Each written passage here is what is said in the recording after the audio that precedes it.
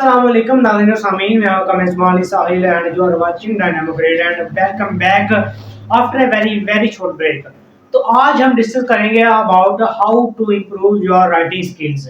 यानी आपने हमारी जो लिखाई है वो इस तरह से होती है कि जैसे सालन पर दरिया फैलाया हो, रायता फैलाया हो और नींबू को निचोड़ा हो, तो ऐसी लिखाई होती है। तो ये सबसे बड़ा ही संगीन मसला है एक तालिब इल्म के लिए।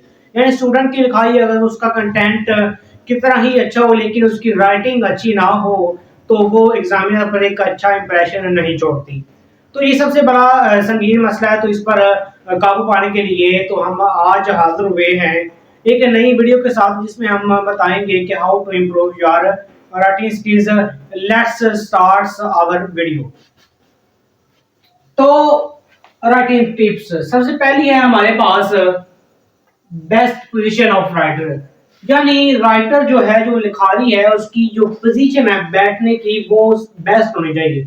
यानी बसा औकात ऐसे देखा गया है कि जो स्टूडेंट्स होते हैं वो बेंच के साथ अपना सर लगा कर रखे होते हैं। तो कुछ स्टूडेंट्स ऐसे होते हैं कि वो सर झुकाकर बिल्कुल जो राइटिंग पेपर है उसके साथ अपना सर लगाकर उस पोजीशन पर ऐसे झुके हुए होते हैं, वो लिख रहे होते हैं। तो आप खुद ही सोचें कि वो राइटिंग कैसी होगी। ठीक है, तो बैठने के लिए जो राइटर होगा उसको बिल्कुल कंफर्टेबल होकर बैठना चाहिए, तभी उसकी राइटिंग है वो इम्प्रूवमेंट की तरफ जा सकेगी।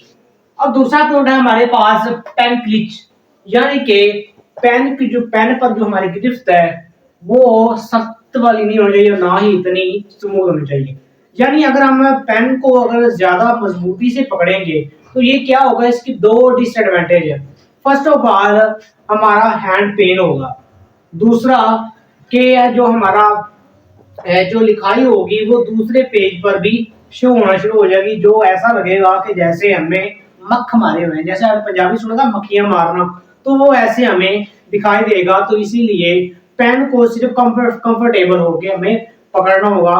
ठीक है, ना ही ज्यादा मजबूती से और ना ही ज्यादा स्मूथ पकड़ना होगा। इसी वजह से तो हमारी जो राइटिंग है वो इम्प्रूवमेंट की तरफ जाएगी। अगर हम मजबूती से पकड़ेंगे तो सबसे पहले तो हमारी राइटिंग खराब होगी, इसके अलावा हमारा जो हाथ है वो दर्द करना स्टार्ट हो जाएगा, तो हम ज्यादा देर लिख भी नहीं सकते।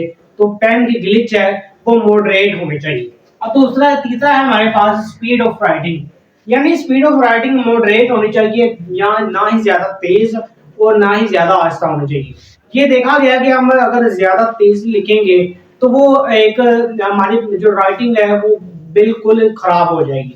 ठीक हो गया। इसके अलावा अगर हम बिल्कुल आस्था लिखेंगे तो ये होगा कि 1 घंटे में एक लफ्ज लिखा तो फिर जो हमारा टाइम आउट हो जाएगा टेस्ट से, तो ये भी एक अच्छा इंप्रेशन नहीं है पेपर पर। तो राइटिंग जो स्पीड है वो मॉडरेट होनी चाहिए। ठीक है। अब चौथा हमारे पास पॉइंट है जी, मूवमेंट ऑफ हैंड। ये इस वजह से कि बसा औकात ऐसा देखा गया है कि सिर्फ जो राइटर होते हैं जिनकी लिखाई अच्छी नहीं होती, वो सिर्फ अपनी जो फिंगर्स हैं इनको मूव करते हैं, लेकिन अपने हैंड को एक जगह पर रखते हैं। इससे क्या होगा कि लाइन का जो पैटर्न है वो भी डिस्टर्ब होगा, उसके साथ राइटिंग भी कुछ अच्छी नहीं होगी। ठीक हो गया।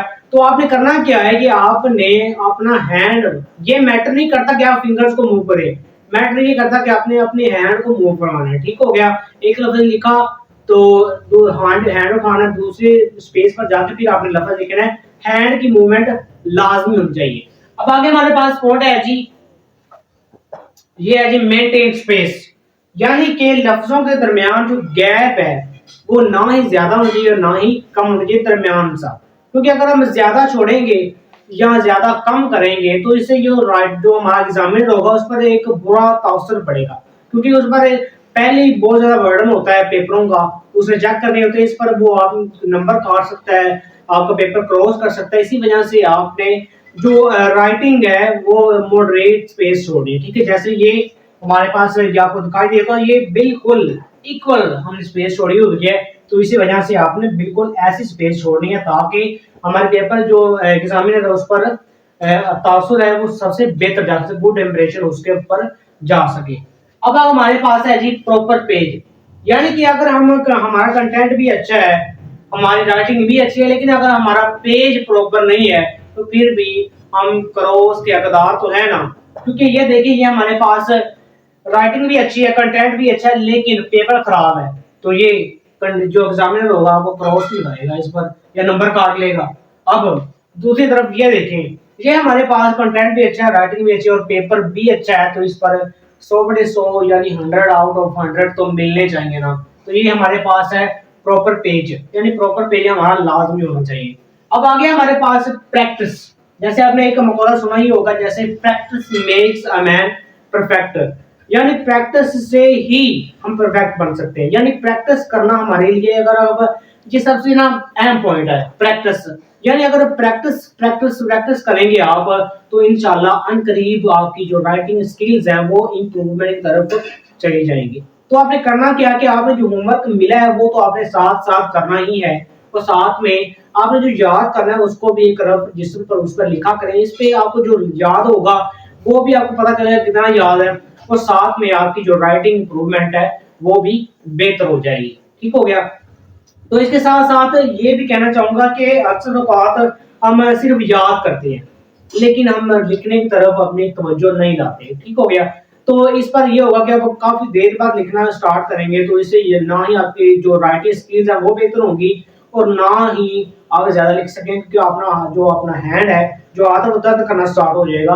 तो आपने ऐसा करना है कि जब आपके पेपर स्टार्ट होगा कि आपने बनना ही लिखना करना है।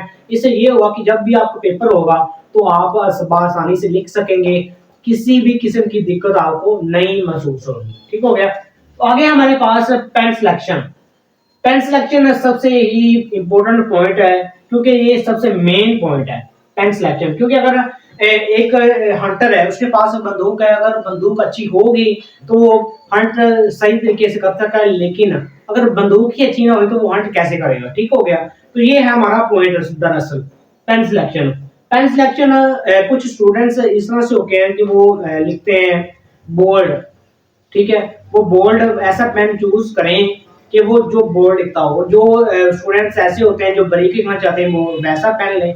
ये मैटर नहीं करता कि आप 10-20 का पेन लें या 100 का पेन लें या 1000 का पेन लें, ये मैटर नहीं करता। पेन वो लें जिससे आप कंफर्टेबल हो सके, कंफर्टेबल लिख सके, पेन वो ही इस्तेमाल करना है आपने। ठीक हो गया। अब हमारे पास है वार्म अप एक्टिविटी।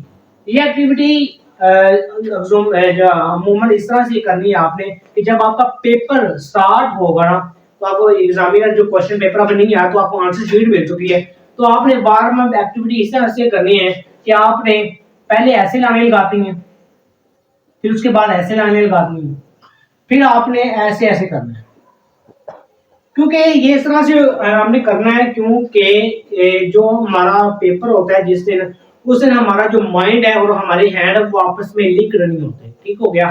तो जब आप पेपर स्टार्ट करेंगे आस्ते आस्ते लिखेंगे तो बड़ा ना इंप्रेशन, बैड इंप्रेशन जाएगा। ठीक हो, जब चेक करेगा एग्जामिनर। तो आपने ये ऐसा करना है ताकि ब्रेन और हैंड आपस में लिंक्ड हो सके। ठीक हो गया।